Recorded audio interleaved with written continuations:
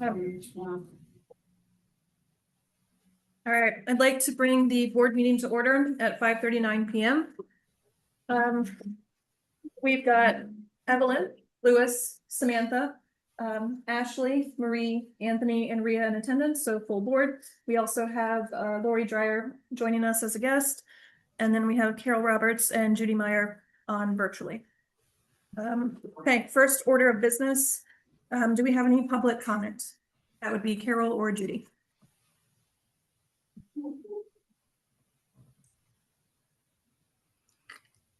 I could give the briefest of updates about the Friends. Yeah, go for it, Judy. Thank you. Just since we vacated the bookseller, we're still in the process of distributing the remaining inventory. So, but we're working on it, and we've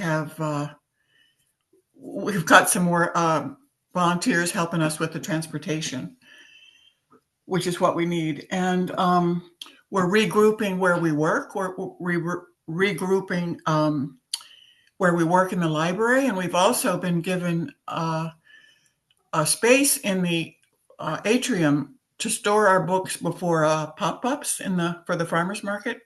That's great. And that'll be true for the summer. Then at the end of the summer, we'll have to renegotiate again, I think.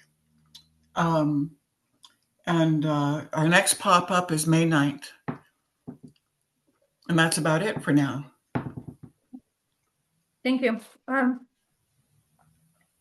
do also want to acknowledge the Friends for, they have a request form for, I'm trying to think of the name of it. Funding request form. Funding, I'm like, money is the wrong word. They have a funding request form that they set up for the team, and the department heads are now using that and requesting through there, and it's working really great. I think you guys had something before, but is this the first time the form was used versus the document?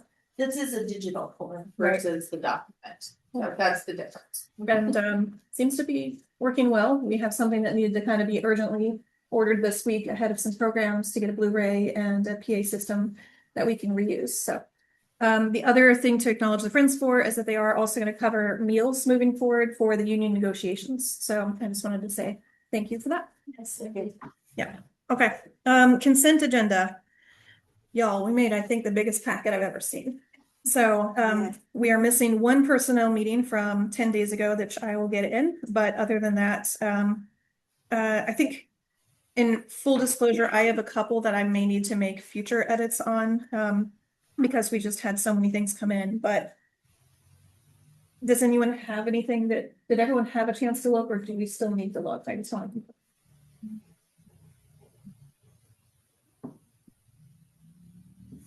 It's a lot. I'm going to wager most of us didn't get through it. So do we want to go ahead and say yes, because we can upload them, and if we need to make edits, we can do that next time?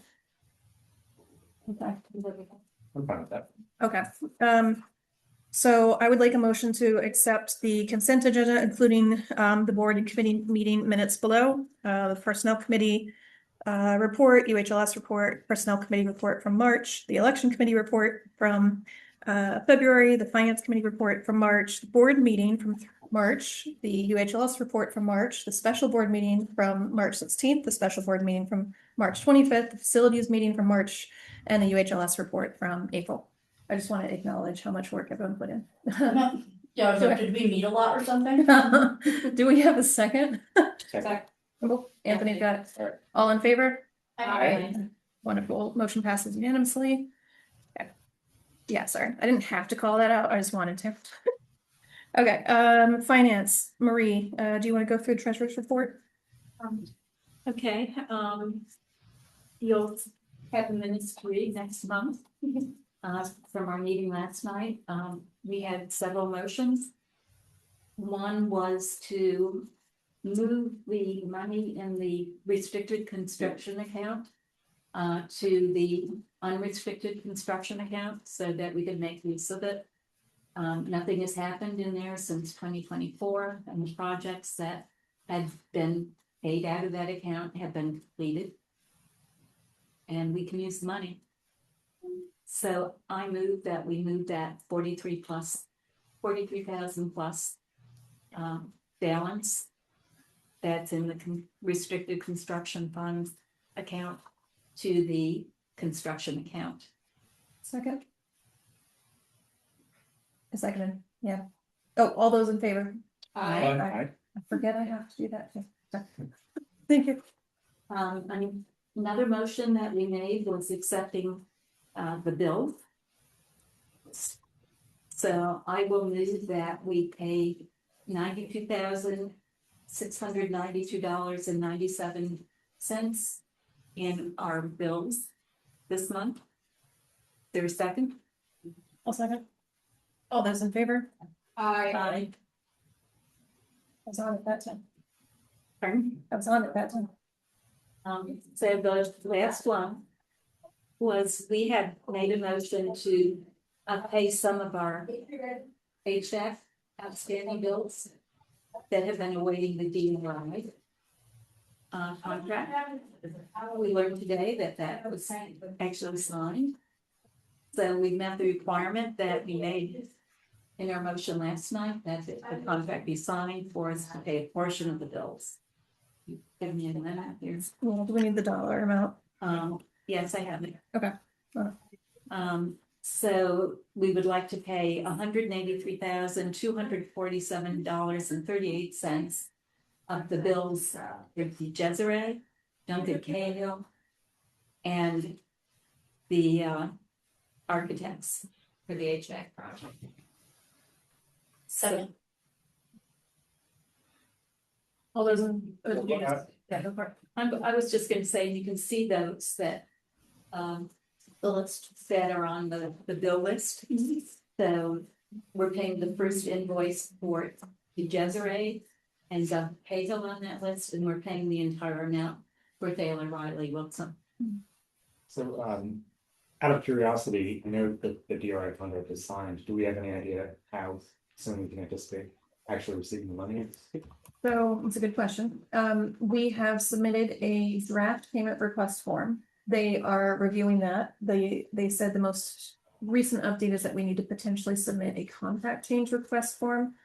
We're having a little go back and forth with Lindsay and I around whether we should do that, because the question's gonna be that we technically do still have a director. I don't know that you want to put my name on there before you bring in the next director, because we'll have to do that contact change again.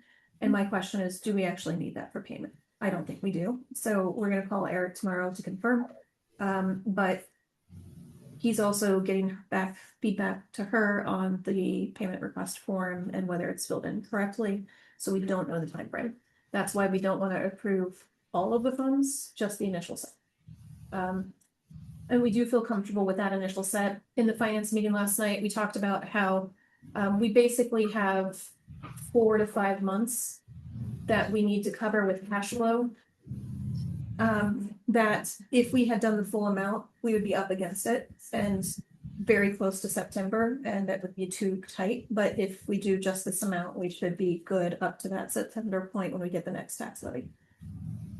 And technically, we have money in the bequest We do. that could be used Right. to handle a shortfall temporarily. Mhm. But the decision was made not to pay the entire amount that's outstanding, which is close to 350,000. Yeah. To await seeing how quickly the bills get approved by the DRI, and then make the remaining amount. Yeah. So we don't. Right. But is it our expectation that whenever that next step happens, we would just submit a request for the funds to cover essentially everything that's outstanding and pay that all at once? Yeah, I mean, I would personally like to make a motion after this to authorize us to pay the remainder if we get payment. Yeah. Yeah. It's up to you. And we, actually it was 350 doesn't even reflect the total amount, because we have paid some bills already. Right. That will end up being billed Paid in out of here. DRI, yeah. Understood. All right, thanks for Good all that. question. Yeah. Yeah. Okay, so we already had a second, so. Yeah. Oh, yeah. All those in favor? Aye. You just made Nicole very happy at the Desiree, and thank you.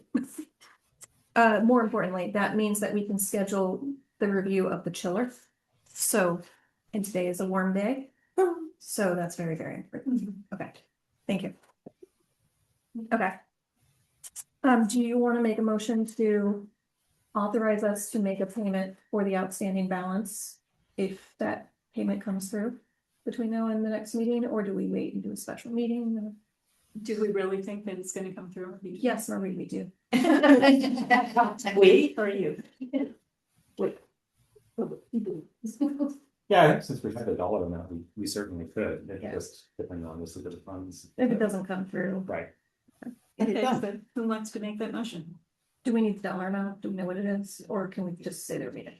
Remainder of the amount, yeah. Yeah, do we have to make it? math it for a second? Pardon? We have to math that. No, what, that's true. Okay. okay. Yeah, how about we both do it, just to make sure. Want the amount? Yeah, which one was trying to remember, we just did, it was 183. 183, 247, 38 cents.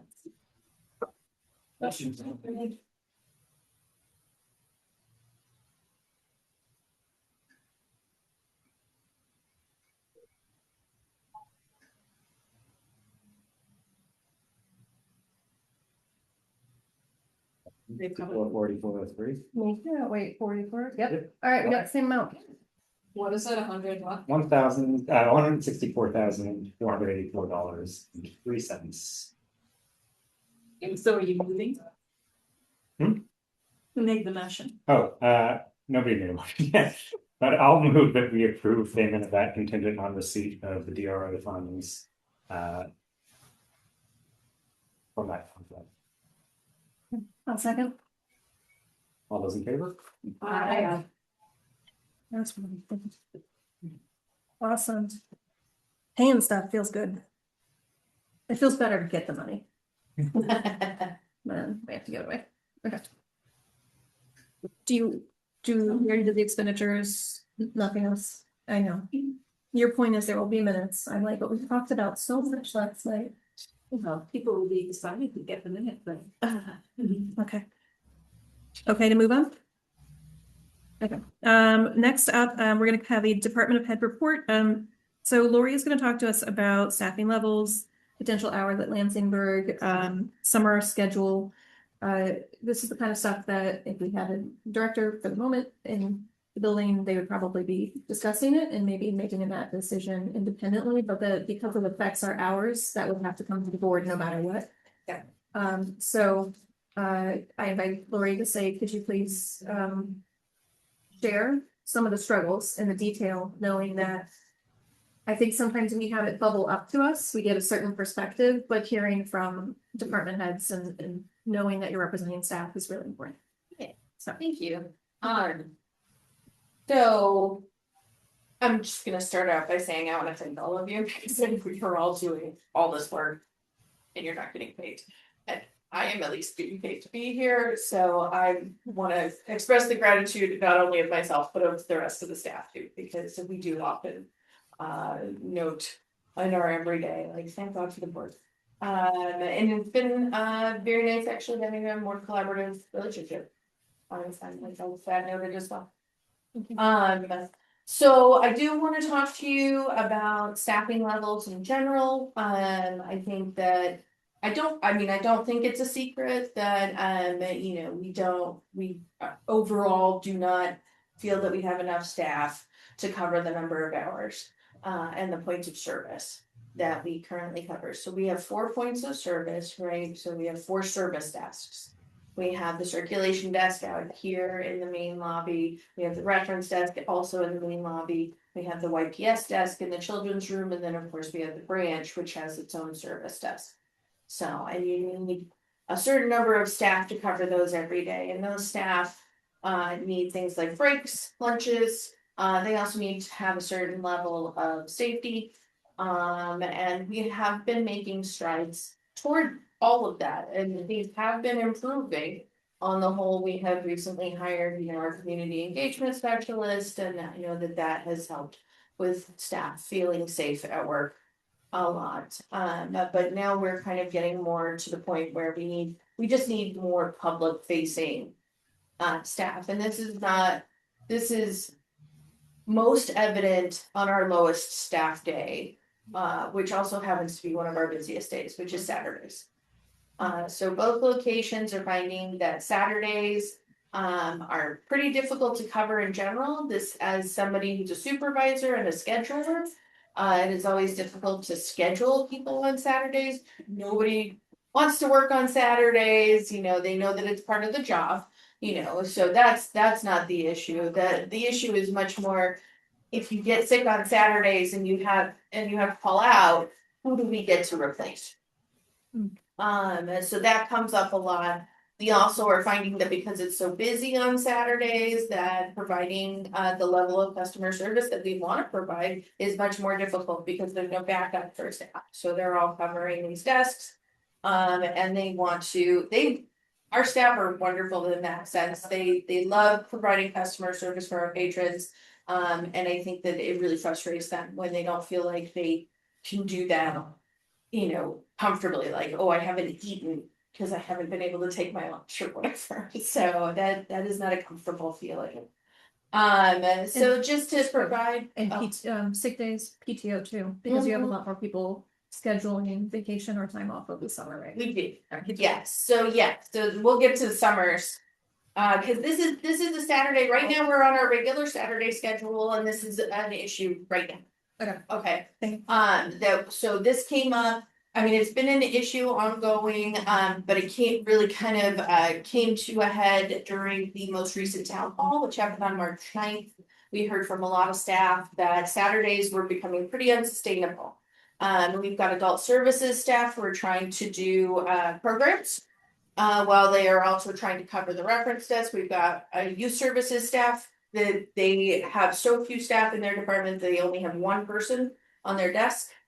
So they struggle to get breaks, lunches, and so they're calling on other departments to help them with that. And then CERC, of course, only has 2 staff members. So when one person goes to lunch, you've got one person on that desk. And I mean, I don't know how often you guys have visited the library, but you can get a line at that desk and people, I mean, in general, our patrons are wonderful and very patient, but it only takes one person to be like, oh, can you hurry up? And then things kind of go downhill from there. Quick note, does everybody know why we have to have someone in YPS at all times? Everybody get that? Okay, it's a requirement, right? If there's a children's space, there has to be someone at that desk. It has to be a staffed area, yes. So, which is why they are asking someone from CERC to come off to cover that, but now CERC should really up 2, they go down to 1. They go down, and then we run into problems. We also have legal requirements for breaks times, lunch times, right? And then those folks have to take those at those set periods, which is often in that gap and overlaps. Can I just quickly confirm, what does YPS stand for again? Young people services. That's what I thought. Sorry. To make sure. Youth services, young people services, please stop me if I use acronyms. I will drop into acronyms and not even realize. So these are kind of some of the challenges we're facing. Of course, over at the branch, we only have 2 people at that location on Saturdays, and they have no backup. They have no staff for backup. So when one person goes to lunch, then one person is left on the. Fortunate thing is that lunchtime, generally a time between 12 p.m. and 2 p.m. is the busiest time of the day, inevitably. And so those staff are then, you know, really slammed and they're very busy and they're trying to help customers and remain calm. And we have trained our staff as well as we can, and they do generally hold it together. And for that, I very much applaud them. But sometimes, you know, it's just above the level that anybody could really reasonably manage. We talked about the group of young children yesterday who did not like another patron, so they were ready to jump them in the middle of the library. Oh, no, I hadn't heard about that. It's okay. The incident was over. Ian was there, did a great job. The rest of staff was there, but you ended up with multiple staff members going and checking. Some of us were here for finance in that moment. But I don't know the conflict. I don't know what happened. One gentleman was inebriated, probably said something that offended the other kids, and they were ready to have a fight in the middle of the lobby. So, it got a little heated. Everyone was fine. They moved him out, but it got really tense. And I think if you didn't have enough staff there, it would have gone bad. Yeah, and Ian, and I mean, He was having great. somebody, yeah, specifically there for that purpose. I mean, really, and these are not new issues. I mean, these are things that have happened in the library before. We have had people start fights in the library, bring weapons into the library, yell at staff in the library. I mean, this is not, And what happens if you have a program on a Saturday? So if we have a program on Saturday, and our adult services staff, are running the program, that means that the person on the desk does not have backup because their backup is currently running. Because we only have those two staff. And so that really creates a situation potentially because that desk is very busy. They get all the prints that are happening over there. So everybody's emailing them print jobs. Everybody wants to get computer help. And they are just one person and they can't ask for backup because the other desks are also short staffed. So normally we're able to kind of cover these gaps in the middle of the week because we have other staff around. We have more than two people on the circ desk. We have more than one person in the young people's room. And so somebody else can come out and kind of help smooth things over, or at least be like, we'll be with you shortly. You know, just the simple niceties that happen in customer service environments. So Can I ask a clarifying question real quick, going back to Ian? It was said that because there were also some incidents of safety over at the Berg, that he would spend time with it. Did that ever happen? yes, he's there now. Oh, He's okay. been, so the Lansingburg Library is open until 8 on Tuesdays and Thursdays. So he is there. Or Tuesdays and Wednesdays, I'm sorry. Yes, and so in the afternoon, he actually heads from here over down to And as the person who is there quite often, have you found it helpful? yes. Okay. Oh, absolutely. There have been multiple instances where there were people either hanging out outside or who were actually in the library. That, I mean, we had concerns about, and Ian's presence, he made sure that staff were safe and other patrons were safe. Everything worked out fine, so. I will say from a staffing perspective, there was a comment earlier today from a department head who said, in thinking about the 2027 budget, of course, we need frontline staff and other positions to consider, but someone said, we need another Ian. Yeah. Like, so we got one Ian and they immediately want two Ians. Yeah. Yeah, which is great. With, yeah, cause he's been a huge help. I mean, really just filling that position, but also managing to fill it with a person who's just very adept at that kind of relationship building is very good. Thank you. Sorry, So- go back to you. No, you're good, you're Yeah, good. There's a lot to cover. There is a lot to cover and I don't wanna get too preachy. But I do wanna relay a short story from earlier today. I had a staff member tell me that she's very concerned about Saturday schedules and she's one of the adult services folks.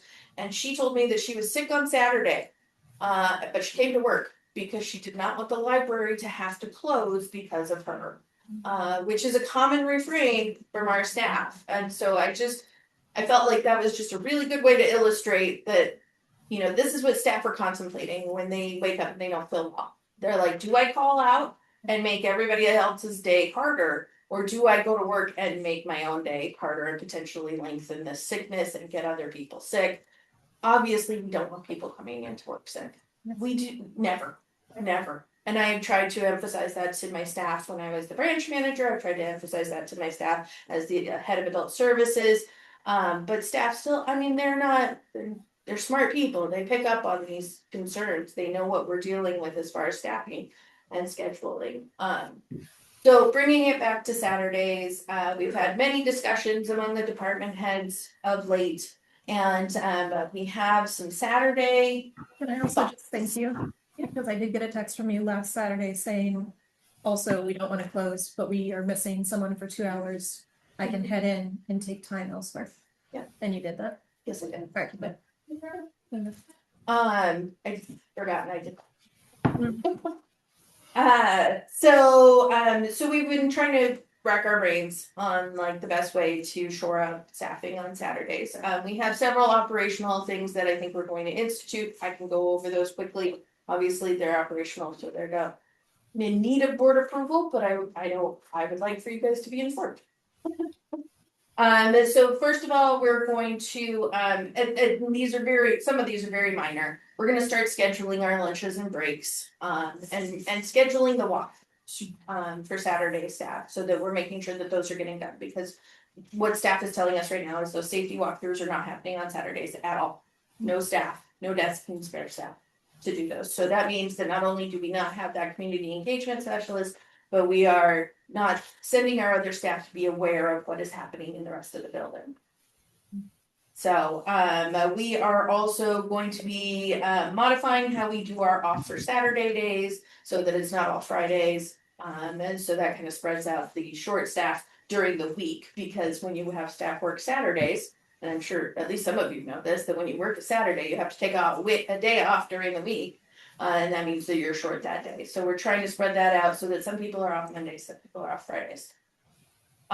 We are going to be instituting a department head Saturday rotation, because one of the criticisms that we heard at that town hall was that there was no leadership on Saturdays. And that is, all department heads agreed immediately, like, yes, we need to institute a rotation. We have 5 public facing department heads.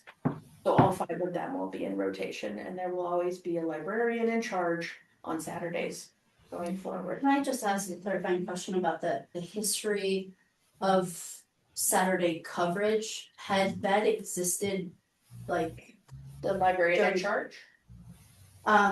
or that a department head had been the library in charge on Saturday? Like, or is this brand new? This has never happened. This is a new thing. So this hasn't happened since I've been here. I'm going on my 5th year.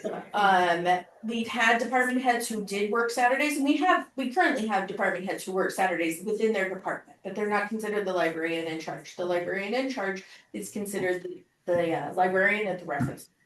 Which means, excuse me, for adult services, it could be one of 2 people, right? If you have 2 librarians here for adult services, it's whoever's on that desk is considered the librarian in charge, which does strike me as kind of an odd policy, but that has always been the policy.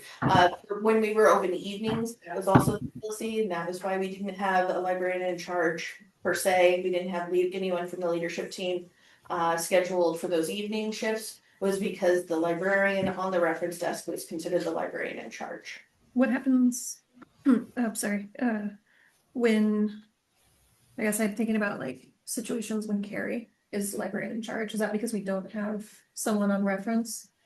Carrie's often works on the reference desk, yes, so I've confused with the. There have been a couple times, like last week with PTO, where Carrie was the only supervisor in the building. Okay. And Yeah. so I was wondering, is that because, so would she, as the highest ranking, be librarian in charge, or would it default to like a Lorraine on reference? Well, that's the question. Our procedure before operationally was that the librarian on the reference desk was the librarian in charge. Okay. Tim did try to institute a librarian in charge schedule. That didn't last very long, because you have to keep up with the scheduling. And so that's what we're hoping to establish for Saturdays. Okay. And then I think once we get it established for Saturdays, we expand it to the rest of the week. Can I ask a really quick question? Did Yeah. somebody else come in? Yeah, I just texted you, Diane. Oh, okay, thank you. I'm sorry. No, you're good. Good. So let's see, and then we were gonna focus on cross train. So those 4 things were the operational changes that we're instituting as department heads, as the leadership team, for trying to alleviate the stress on Saturdays. But I think still need some help from you guys, and so I wanted to present a couple of ideas. So keep in mind, we are experiencing not only short staffing, we've got the safety protocols that are not happening. We've got building minimums, right? So we have 2 people that we have to have in the building at the Burr to open the branch library, and then we have 4 people as the minimum here to open the library. What we were finding though is 2 people at the Berg and 4 people here is not enough to get through the day. It's enough to open the building, but it's not enough to get through the entire day, because those people take breaks, take lunches, etc. Also, the moment we open that children's room in Lansingburg, Well, that's exactly what I was gonna say. That's a designated space separate from the main space. Yes. Yes. So, Yep, that is definitely on our radar, not a problem, we have solved it. No. So keeping all of that in mind, we are, Wait, I'm sorry, one more clarifying question. I swear this is probably the last, probably not. no, that's okay. Prior to everything happening in what was the new children's space at Lansingburg, Yes. was there ever a designated person to support youth services there? But it was that an open, is it? I don't remember the mural that's there. Was it open to the children's room? It was. Yeah, So, that makes yeah, sense. we didn't need someone because it was within visibility of the desk. No, but we've never had, oh, okay, so two different questions. Okay, So we've never had someone to support youth services over there. It's always been the branch manager and then the branch staff. Mhm. Okay, in fact, rarely in the time that I've been here have staff from this location been able or been encouraged to go to the branch library and do things like programming or anything. And part of your, I'm assuming part of the cross training would work to identify some of those needs that you address some of that. Yes, so some of our cross training would involve specifically circulation staff being trained to cover like the youth services desk. Okay. To allow people to take breaks and things. And then to answer your question, yes, that room the room was much larger before that temporary wall was placed, and so we were able to keep an eye on the children's area with current staffing. right. Which is obviously ideal to having a separate room, which will have to be staffed separately. Again, this is something that we haven't figured out how to solve that problem just yet.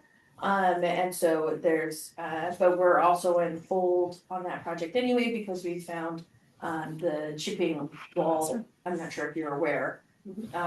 But we have the paint chipping on the wall and we're not sure if there's anything in there that We need a concerned. plaster assessment and repair and paint. So that project is unfortunately entirely.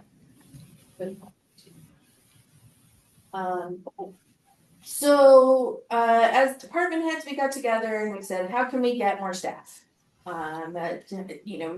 Make Saturdays work better. I think the most obvious thing, and I appreciate getting feedback not only from Ria but also from other staff members and all of the department heads who had many discussions about this. But we went with the first and most obvious thing, which is to eliminate a service point. Right, we have 4 service points. Eliminate one of those, and then trade staff. So the idea was to close the branch on Saturdays, move branch staff down here. There are a few issues, as you might imagine, with doing this. Moving staff down here would be a big change. Most of them are branch staff. It would be closing a location that we just recently promised we would not be closing, although it's not closing in forever. It's just Saturdays. Unfortunately, Saturdays at the branch are fortunate. It's one of the busiest days. So that would be a problem. It's also, let's see. Community, I'd say a community that needs more literacy. Yeah.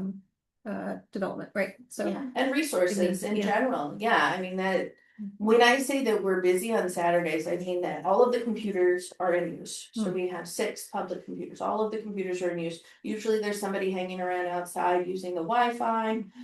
There's people using we have several rooms that you can borrow for tutoring sessions, for meetings. At least one of those is in use at any given time. It's where families pick up passes so they can take their annoying, I love my toddler, to anywhere on a Saturday. Yeah. For free. Yes, museum passes, exactly, very popular on Saturdays. So yeah, so I mean it's a small space. Yeah. You all know it's a small space, but it's pretty busy. Is there we talked for a long time about this, about a way in which we would begin to door count. How many folks are utilizing when are the sort of quieter periods, one of the busiest periods, like So, we have I so glad you're saying that is happening with CERC, and that's actually in in this both group. spaces. So I started a door count at the Berg when I started. So we have 4.5 years of door count at the Berg. We've just recently started a door count here. So we are figuring out what the busy times and days are. But I can tell you for sure at the Berg that our busiest times are when we open. And then, middle of the day, and then it kind of drops off. And the food. And the food distribution is one of the reasons why we're busy when we open, because that happens right when we open on Wednesdays. So when we open at noon, we're busier than when we open at 10, but we're still always busy when we open. And then we have another spike in the afternoon. I can tell you in our evenings, that we just, there's not a lot of activity. Even when we have a program, it's not a huge amount of activity up there. So, yeah. So anyway, I have those statistics and I can send them to you if you like. Yes, if you can share them with the board, or And how are you going to say, what's the process? Because I know that there was different conversations about how it could look. Yeah, so the research that I did indicated that we don't, so you know, I'm gonna sound so antiquated here, but we don't want any AI driven or door counting software. We don't want anything that has facial recognition. We don't want any of that. I want a simple, dumb door counter. And there were two ways to do that. We could get a simple, dumb door counter, and then at the end of the day, you just divide the number by 2. And you write that number down. The accuracy of that, by all accounts that I found, was the same as hand counting. So we have chosen to hand count. Well, back to basics. Back to basics. So we have a sheet that sits on the desk and people just mark a tally whenever somebody walks in. and then there's a little clicker at me. And there's a clicker at Maine. Yes. They got the clickers. I suppose I could get it, but we're so used to doing it at the Berg like this now. All right, I made a note to myself. Cute. Yeah, it's got a little stat sheet. I'm gonna do a very quick thing. It's almost 6:20. We have a hard stop at 7. Sure. Do you think you can go like 15? A little or- faster? Yeah, Yeah, 10? I can go faster. Okay. Yes, okay, so proposal 1 is to eliminate a service point and concentrate staff. Proposal 2 is to add 2 temporary staff. People, we have recently been informed that we have the ability to add people temporarily for the summer season to staff. So we would be adding 1 person at each location. This would add an additional person at the circulation desk here and an additional person at the circulation desk at the branch library. This would eliminate safety issues for the most part at the branch library because there would be at least 2 people on desk at all times. That makes it obviously doesn't eliminate all safety issues, but you know, as reasonably as we can. Here it would provide an extra staff member and that would free up more fully trained staff to help on other desks. So then we would be able to send somebody else from the circulation desk over to YPS to cover for lunches and breaks. We would be able to use the either the extra staff person or other trained staff to help with program setup and breakdown to help adult services. And so that in conjunction with starting the department head rotation would help significantly with achieving more staff over here and making things feel a lot safer. So that's proposal 2. And then proposal 3 is eliminate the need for staff to make up our operational changes. And what I mean by this, and this may take some explanation actually. So our current system of summer Saturdays is that we shorten our hours on summer Saturdays. We've done this for years. It's expected by the public. It does not affect our New York State minimum number of hours. So staff like it because they get the afternoon off. So the part the staff don't like is that they have to make up those hours. So they work shorter hours. So we just wanted to let you know before we head out that there are a couple of young male patrons that are kind of lingering outside. Okay. Thanks for the heads up. Thank you. Okay. Have a You good night. guys are welcome. Bye. Yeah, good. I'll be right back. Keep them. So the way that this has historically worked is that, so we'll shorten the hours to 9 to 1. Which is 4 hours, and normally staff are 7 hours in a day, so then they have 3 hours that they have to make up. And the way that they make this up is they have been given the option to use their earned PTO, their vacation time or sick time to get 3 hours. Or they can come in early or leave late during the week. Enough times to make up 3 hours. And those are pretty much the only two ways. Because full-time staff still have to make that 35-hour a week. Number of hours, they have to choose one of those options. The effect that this has on staff and as a supervisor and scheduler is that we are disinclined to schedule full-time staff as much during the summers because they don't like having to make up the hours. And then we also so anyway, so they have to make up these hours. You've got the process, how they do that. We've had staff express concern about the fairness of the system, particularly the idea of having to use their PTO. A lot of our full-time staff are new and they don't have as much PTO as other people, so they can't just throw away 3 hours. And so it has several negative effects, but overall people want to do the summer Saturday hours. It is a traditional thing that we have done for many years. It is expected by our patrons. It is not uncommon in other libraries. Right, exactly. A lot of other libraries will do shortened summer hours, and that is because it does not affect your New York State minimum number of hours. Also, afternoons in the summer on Saturdays are just crickets. So anyway, so what I'm asking the board with this last proposal is to please consider paying staff for that full day. So that we can schedule an appropriate number of people for those Saturdays. Of course, summer Saturday hours only last for the weeks of summer, so it's between Memorial Day and Labor Day. This year that is 13 Saturdays.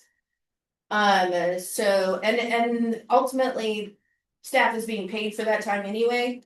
It keeps staff who are already feeling fairly stressed or feeling pretty burnt out. It keeps them from having to work even more or to stress out about having enough PTO to cover this or that. And so that is an ask that we would make it. So just a quick question. Is the issue then, I mean, why this makes the precinct that staff don't want to be scheduled to work on Saturdays, even though they would get the half day because they would then have to be forced to Make figure up out the how time. to make up the time. Yes. Adds in complication either way. Exactly. Right. And is that the established past practice that's always occurred? Mhm. And is it written anywhere? Actually, it isn't. You know what? I was informed today. I was informed today that we actually used to pay, so when we were open on Sundays, we were only open for 4 hours and we paid staff for a full 7 hours. And then we eliminated Sunday hours. And they wouldn't move that to Saturdays. So I'm not sure. I was not here. Yeah, I heard this from another staff. So, which I think is pretty standard, and I think Albany does, if I'm not wrong, 1.5 on Sundays. I could be wrong. I believe they do something like that. I know that East Greenbush and Bethlehem both have shorter Saturday hours in the summer or shorter hours in the summer and they pay for a full day. Yeah. So it's not it's not a crazy thing to ask for. yeah, no. So- Office goes for a half day and for the last 3 hours of the day on Fridays in office and it'll just take from full day whether you go salary or hourly. So it's the same. Where at your job? I might have done that. Just a quick question, I imagine that all these proposals are. We've got by the way, an Albany public person, I think, who just said Albany and Guilderland do it. Sorry. Oh, great. Yay, comment. I Thank you. guess I'm just wondering, out of all 3 proposals, is there one that you? I would like to keep the branch open. I think the department heads across the board would very much like to keep the branch open. So hiring the temporary staff, and we are well aware of the fact that that is a Band-Aid because that they're temporary. We would still need to fix this problem, but it at least buys us a little time Yeah. to consider options. And we would really like to avoid anything that eliminates service hours. Yeah. And civil service did say we can do a temp position, and Chris, earlier today, when we were on the phone with Chris Sagas from UHLS, said maybe we can look at temp type work for you guys, which is where this is a possibility, at least for now. And it does, there is a question though about the union with that and temporary work. Okay. And who covers what and what they're doing, and Good point. so that's all I'll say about that. That I'd like to get more information about that. One other quick question, are there any salary, or just staff positions that were budgeted for that are currently unfilled that would help alleviate any of these issues? So we have two library assistant, part-time library assistant positions in circulation, and we've just been given the go-ahead to hire for them from last night's meeting. So those positions may very well end up helping. Right. With this, the unfortunate thing is that we actually have a staff member who works regular Saturdays, and by regular, I mean, they work every other Saturday. So they're working 2 to 3 Saturdays a month, and they do not work in the summer because of the shorter Saturdays, because it is not enough hours to get them out here. So we are losing that person. I didn't know that, okay. Yeah. So we are losing one staff member, so even when we hire for the LAs, it would be helpful to have an additional temporary. We're also bringing in that head of CERC, which will help a little, but Yes. because the current head of CERC will be moving to branch manager. Yep. Okay. But it still doesn't cover everything. Yeah, it does not. It also, and this is something that I don't think we, because we were doing a lot of information gathering, until shortly before this meeting. So we haven't really been able to contemplate how the department head rotation will work, keeping the branch open, because we don't have enough department heads to put a department head over there. But at least there would be one in the organization, so it actually might just work out. So is UHLS going to fund the temporary? No, Who would fund that? we would, just like any other hiring process, right? I mean, they can help advertise for it by like posting the job. And they can point it in the direction of people that have enough staff that may have folks that are available. So I think Maria would be asking, maybe we would have to budget for that, where we don't currently have a budget for it, right? Oh, yeah, we have to pay for it. And how many are we, is there a number of how many temporary folks are proposed? One at each location. Do we need a separate line item for that, or would that fall under salaries? Would fall under salaries. And did you say, I apologize, did you say that this is an established practice, other libraries hire temporary folks over the summer? I didn't say, but it is a it is a practice that other libraries they'll hire somebody because particularly in youth services, the libraries are very busy during the summer Yes. because of the summer reading program. And that, is one of the reasons why we also like those shortened Saturdays, is because our youth services team actually can use those hours and flex them through the week. So we would be still probably asking them to somehow figure out how to flex their hours. And these are 2 part-time or 2 full-time? What did we say? These would be 2 part-time people. They would only work Saturdays. But, and if it's because it's summer, you're still talking about summer schedule. So if they're working Saturdays, It's only it'd be a 4-hour shift. So 9 to 1. We would have somebody else come in 8 to 9 to do opening. right, and we can do the math on it, we don't have to do it right now. Yeah. But yeah, I'll figure out. It would be, again, we're aware that it's not an actual solution. But we would like to come up with a solution that doesn't involve closing the branch. Because that's really the one thing that everybody keeps suggesting. And I would really like to avoid that. I know our community would really like to avoid that. And then imagine everyone at this table would also like to. Just so I get clarity for Yeah. the details. Yeah. So when we stay open, you're still talking about closing, say, at 1 o'clock for the afternoon. Yes, doing the summer Saturdays. If you're getting the temporary Mhm. person and hopefully filling some of those empty other spots too, Mhm. would you then say Would it also be necessary then to do the pay for full-time, so they're not the staff? They're do part, PTO? so Or- the paying for the full day only applies to full-time staff. Okay, got it. No, excellent question, yeah. I mean, my inclination is that we go ahead and approve paying staff for the full day on Saturdays during the summer hours. Regardless, and But that reduces services. because people wouldn't be making up those hours elsewhere. But it sounds like the hours, We're already saying that we don't have enough staff to cover and then we're going to say, oh. But if you work Saturday, then you don't have to. Work 35 hours you need. Can I give us an estimate? How much do you guys think it's gonna cost? Pardon? How much do we think it's gonna cost? We're talking between 1,500 to maybe $3,000. well, Lori was saying it's cost neutral because we're already paying for the PTO or their other hours. It's just a matter of. No, it's not cost neutral for the temp. Not for the temps. No, not for Not the for temps. No, they're talking about the extra hours I'm on sorry. Saturday. Yeah, I'm sorry.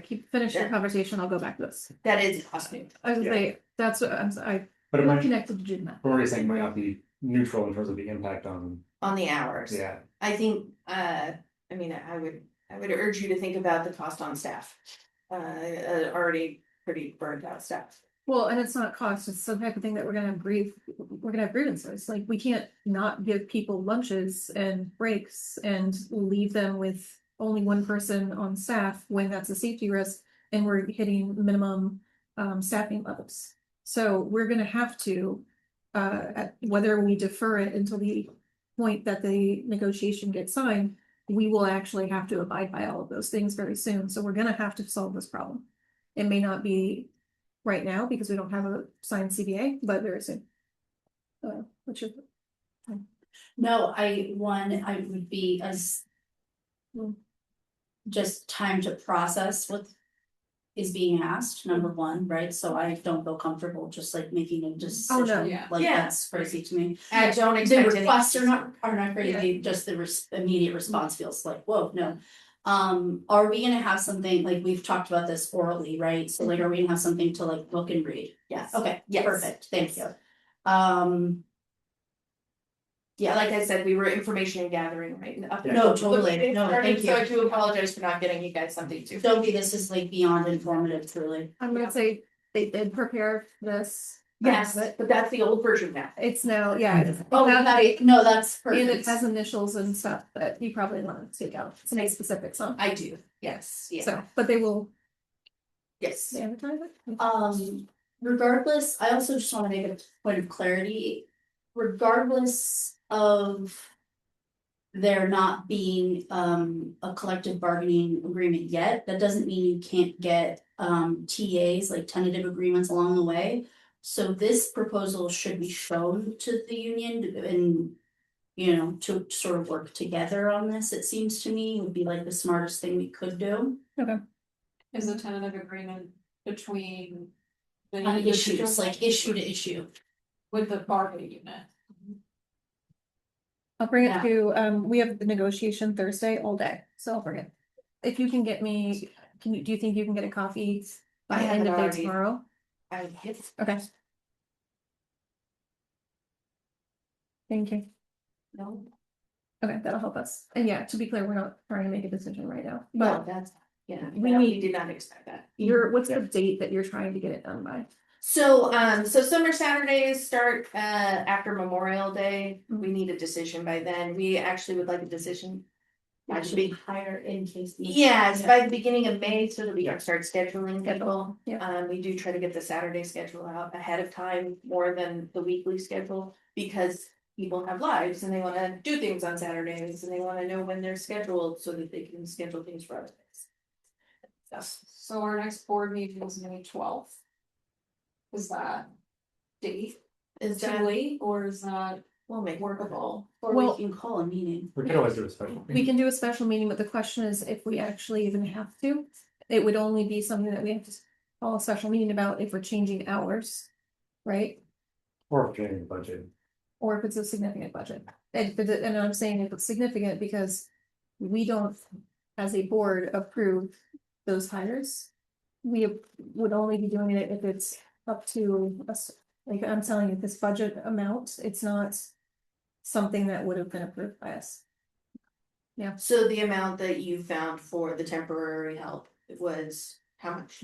It's, I mean, if you have one person, let's be generous and say they're making $30 an hour. Okay. Oh, wow. I'm just gonna throw that out there. We know they're not, but if they were, and I'm also adding in like any other coverage at the time, whatever.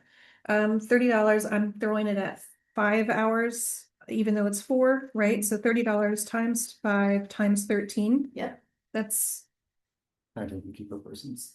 $1,950. Yeah. Sure, and what is their, I know this is going to, you said you already checked with civil service, what is like the job, like even if it's temporary, what is like the job title? It would still be library assistant, but it would be, they would Temporary. classify it as temporary. Reclassified as temporary, okay. And let's talk to the union, you'll get us a proposal. If there is. Should we as a board have a decision around like? Do we want to close Lansingburg? Do we not want to close Lansingburg? Because that feels like the most important thing in terms of hours and community and the thing that we need to think about. You know. Or if you have other solutions to suggest, we're certainly open. I think we can avoid closing Mhm. item branch on a Saturday, yeah. that would be ideal. I'm worried about that happening right before the budget. That too, and most especially because it's summertime. Yeah. Well, just everybody knows that, I mean, Saturday is always gonna be a big day for libraries, And families. yeah, Mhm. so. It'll be a felt impact, even if it's temporary. Yeah. And people depend on libraries. Yeah. Yes, they do. And you already said it's one of the busiest days, It is. or it is the busiest day at Lansingburg. It's one of the busiest days. Tuesday, Wednesday, and Saturday are our busiest days. Okay. Wednesday in part because of the squash hunger vegetable. Right. But even on Saturdays, it slows down, say, after 1 o'clock. Yes, it would be. So it's that, and if we still close at 1, like you have, it has traditionally. It would be a big surprise to the community. No, because our busy time is typically before that. More, thank you. Hmm.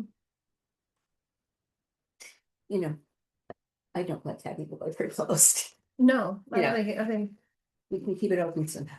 yeah, no, it was rough because you guys originally mentioned this, and I was like, oh, we're close, Lansingburg, no. We want other solutions and that's why I'm saying it was Yeah. a very good thing that we were information gathering because we were able to come up with other ideas and I do appreciate that. But we're also always open to ideas, so bring them on. But I don't want to monopolize. Yeah, is there anything else that you need to cover on this side of it, or? No, That we're I gonna- think, I mean, we talked about the operational changes that are going into effect.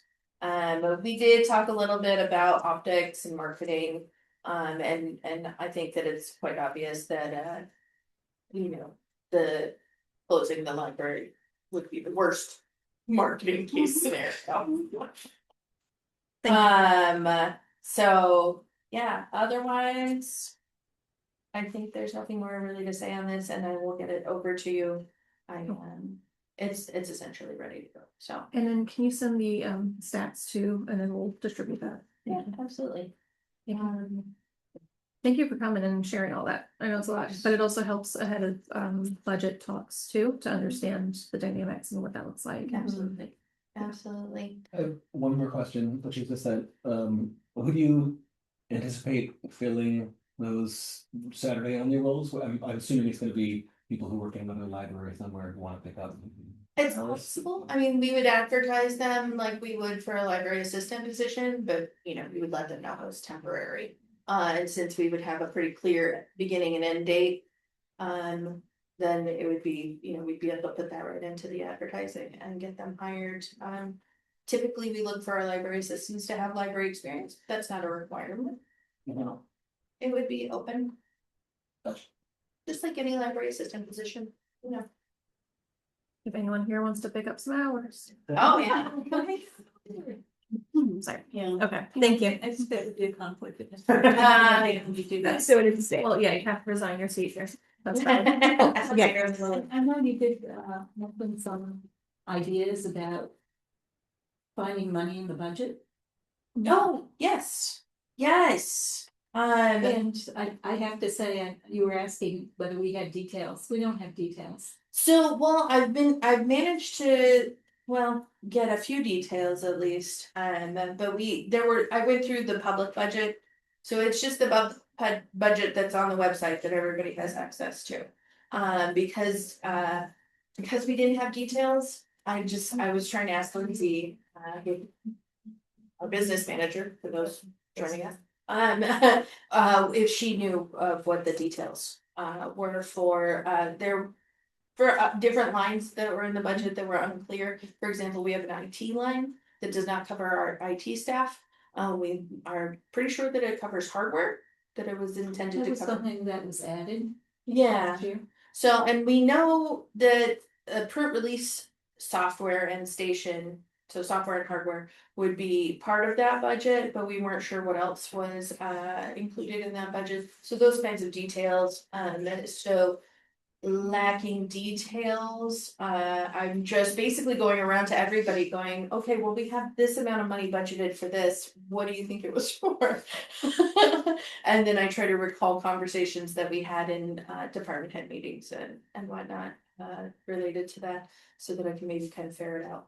I'll get you, I'll work with Lindsay to get you a version of the more detailed, most recent budget Great, that doesn't have what you can't see, okay, which is just the staff specific breakups, yeah. right. I mean, I feel like that's more your purview as Yeah. board and current admin. Well, what's funny is we actually never saw the broken out budget either. Oh, Right, okay. so Okay. it may not be so important to look at how it was devised Yes, as to how you think it's best to use it. yes, Because that really was at the discretion of the director. yes. And I think there's money there. I do. I think there's a little bit of wiggle room. All right. So not a lot. Like, I'm not talking hundreds of thousands of dollars or anything. Sorry, guys, but I wish I was. But I think that, you know, there's a little bit that we can Yeah, look at things. thank you. And then also you mentioned special services, the CDPA Oh, navigator. yes. Yes. So essentially, that's kind of a wash.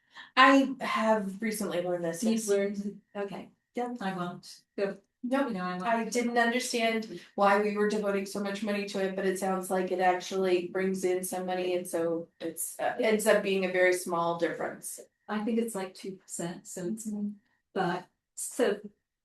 If you reduce the amount on that. The revenue decreases as well as the expense, so it's just kind of a wash. Yes, Yes, and I think CDTA is an important service that we provide, so I think it's worth keeping that one for sure. I would actually like to expand that one to the branch, but.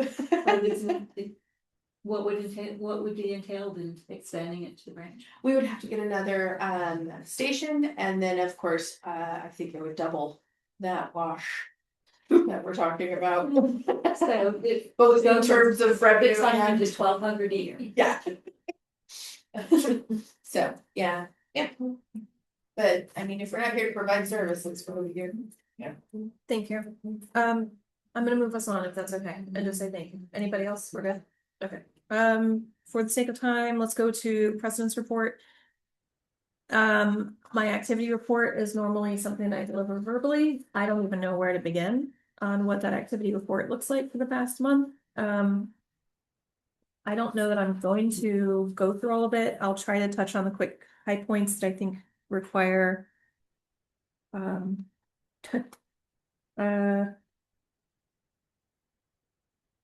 sorry, that's the one that I wasn't prepared for. I think that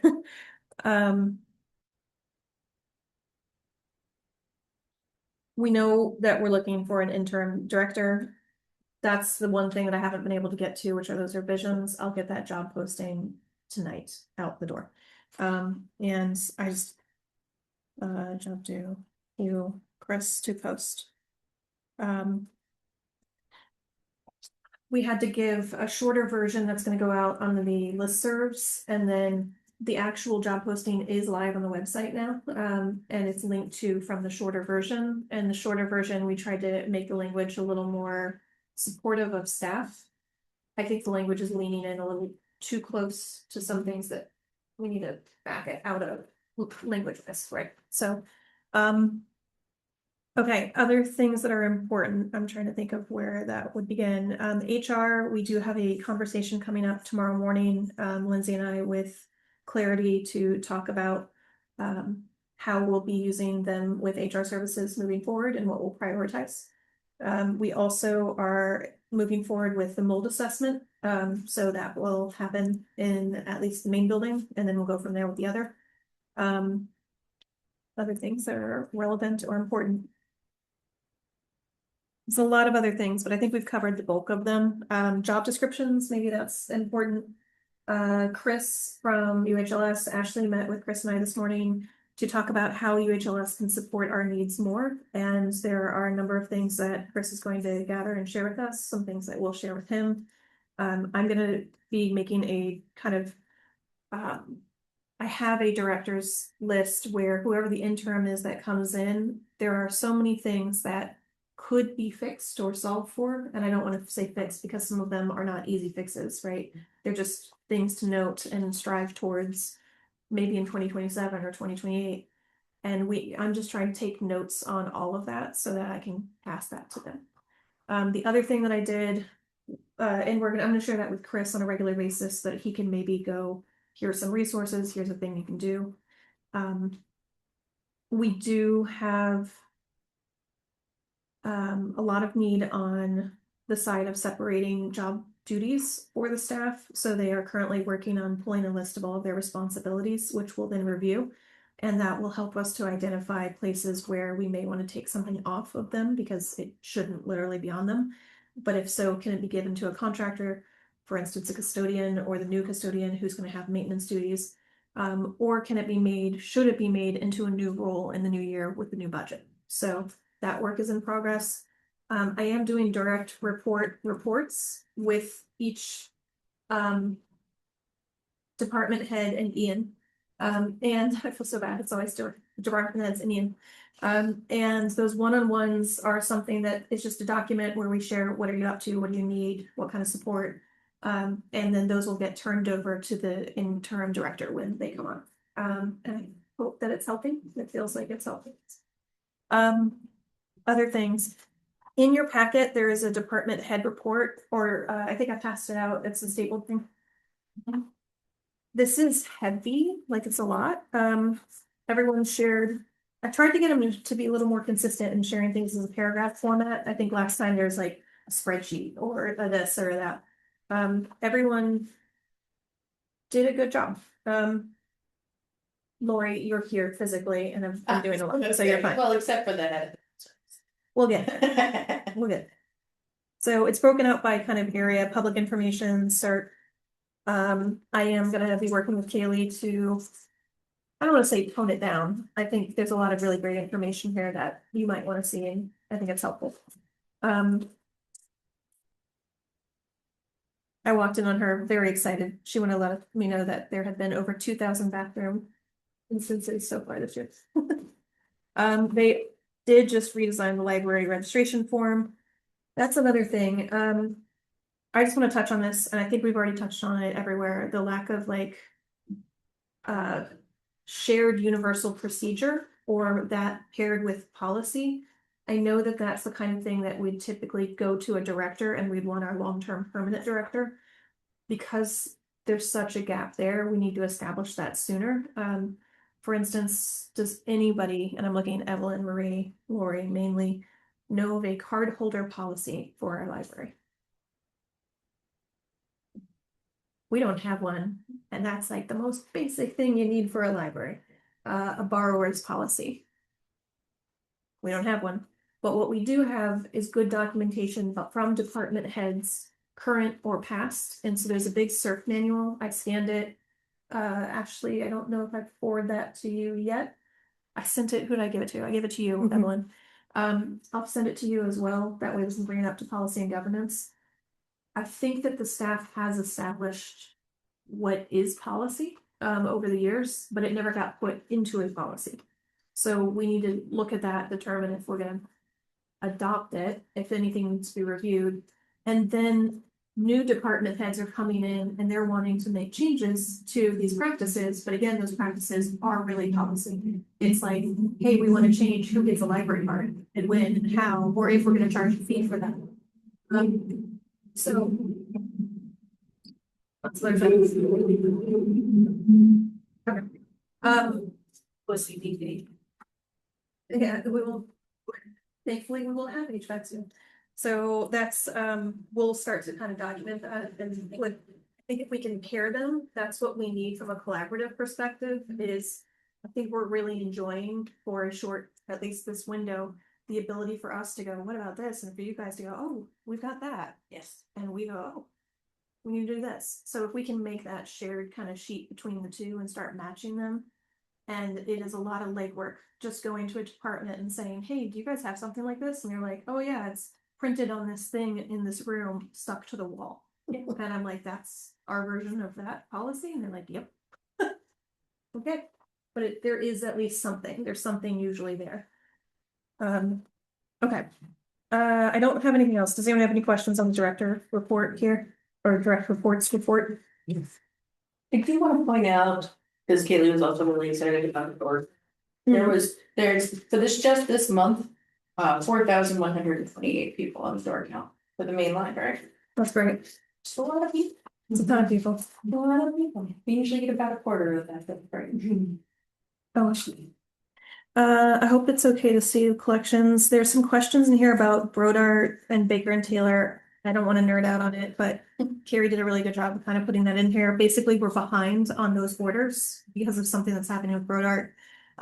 So we haven't had new materials show up for months. Yeah. You know the background? No. Baker and Taylor. So Baker and Taylor went out of business last year. And they were one of the largest suppliers of materials, books in particular, to libraries in the country. And so now their two main competitors, Brodart and Ingram, are trying to fill that gap. And they are having supply chain issues. And the understanding is that it's happening with both of them. So there's not really an alternative on the Yeah. No, trying to catch up to it. Incidents, Ian did load all of 2025 incidents. There is a spreadsheet. We're gonna work on making a little dashboard. I think March is not up to date. That says 3, and unless we just had an amazing month, that seems really low. So I think we need to catch up to that one.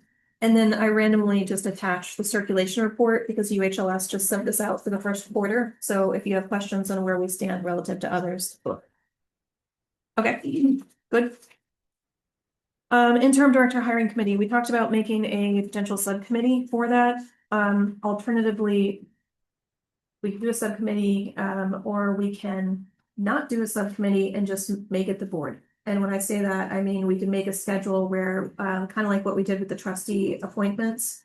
We said we need at least 2, if not 3 people for each individual, like screening or interview. And if we try to do the hiring committee, then you're asking a smaller group to be available for all of those versus the board where people can go, I can do this one, I can do that one. I thought we talked about the personnel committee. Handling it. Hadn't we? Didn't we? So what came up, it wasn't decided to use the personnel committee though. Yeah, For the issue Maria just stated. Yeah. That if you do it that way, then you have what, 3 people? yeah, That it would be on entirely versus trying to spread that lever around a little bit. Considering everyone's overstretched, but easier to stretch all of us a little more than 3, even more. Besides, this is a decision that you all should be very invested in, yeah. as a group, Agreed. you know. I would rather that everybody sees the applicants and says like a yes, no, based on like basic qualifications to get them past that first round. And then we go to the screening with small group. And then we go to an interview and then we go to a team interview. That's my proposal for workflow. Let me know if anyone has thoughts.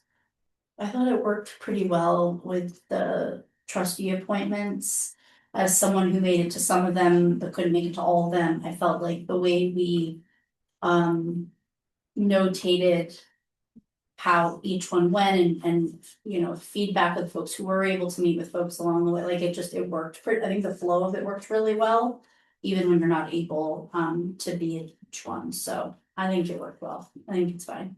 And I like the Okay. idea of us all being invited to all of the interviews, but also the understanding that not everyone will be able to make it, but that also just makes scheduling, I think, easier if we're not striving to find times that everybody can attend. I think the benefits of still doing something like an ad hoc committee is that we can then pull in other people who might, you know, we couldn't otherwise, Oh, not on the board? or not on board. And Who would potentially, we pull? Staff? well, staff is not, although that I think we could also do just by virtue of In saying, that, general. yeah, we want to have them involved. But you know, people like former board members, anybody else who might have an interest in time in helping us. in this. I hear you. I think my concern would be the confidentiality of what we're dealing with and knowing that we're trying to replace. Right. Based on certain factors. And that we would not probably be able to discuss those. I also feel like this group is pretty solid as it is to be able to make a decision. I don't think we need outside. Oh, I did a thing on the job description. I changed it from director at, which would force me to be in that email and forwarding it to everyone, to just board at. Is that okay? Yeah, that's fine. They all just hit us. Yeah. Okay. That way we all get it. Is there a person? So this is where it gets a little funky, right? When we're all responsible, who's responsible? I would probably be your point of contact for setting up the stuff. Is that what you mean? Yeah, so there's that, or there's like, depending on how many of them come in, we all get them, but email moves, and so like, getting everything to the folder so that we can all look at it, just keeping up with it. Yeah. So. If that's better, I can still have it go to director, just drop them in a folder and you guys can just peruse it. That's fine too. I'm cool with folks seeing it as they come in and as they read things, but just insofar as we move forward, like just having the, who's going to take on the popping them into folders and that sort of stuff. There's a whole HR with Lindsay process where we have to actually document it, put them all in a folder, store it. Okay, great. Yeah. Okay.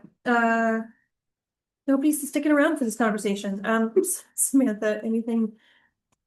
Is it okay if we do full board rather than, I don't know, I hear what you're saying. And this is just for the interim. So, I think there's definitely room for that. For the big search. For the big search. Yeah. I would want that for the big search. And I think we should do that. Yeah, I think that's a best practice. Yeah. I think right now we just have to move faster. Yeah. If we can. Yes. Yeah, I think as long as it's not delaying the scheduling, so as long as we're just getting stuff done and then, if people can be available, great. Yeah, I think it works better this way because we can set a minimum. We need 2 people in an interview. Oh, we got 2 people. Good, go. Okay. If that's okay, can we move on from that or do we need to make a motion? And move on. Yes. Union negotiation status. We're meeting with them Thursday for a full day. I'm trying to think how much I can say. We got through a portion of the economic proposals. Lindsay is working on the schedule. We had good feedback on what we kind of want that schedule to look like. Knowing that the schedule does need to be approved by this board. And there was this 9% increase that happened this year and was approved by the budget. But now the question is, how does that get applied to the schedule? Knowing that it was 9% off of 2025, but then do you increase that? I won't get into weeds, it's the whole thing, but we are also completing the back pay audit, and we're now looking at inactive, like past employees, where previously it was mainly active. And there will be a recommendation after that point with a resolution or action as needed. And then salary survey, I meant to ask you if you had any updates on that. For comparative, who was doing salary survey? It was you. I'm so sorry. Yeah. Do you have any updates on pulling that data? When you say updates, it's just starting to make those phone calls, and you were gonna send me some questions that you wanted answered? And no? No, Okay. we just needed, what's that? The old ones, the old copies of the schedule? I'm trying to figure out what it is. Let's talk after this. Okay. And we'll line, okay. Done. Okay, okay, let's keep going. So old business, DLD statistical report, it's in, we had a minor panic this from Chris, who was wondering if we actually met our minimum service hours. The report was calculating them incorrectly. We were right there at our minimum service hours. 1 hour. Literally there, yeah.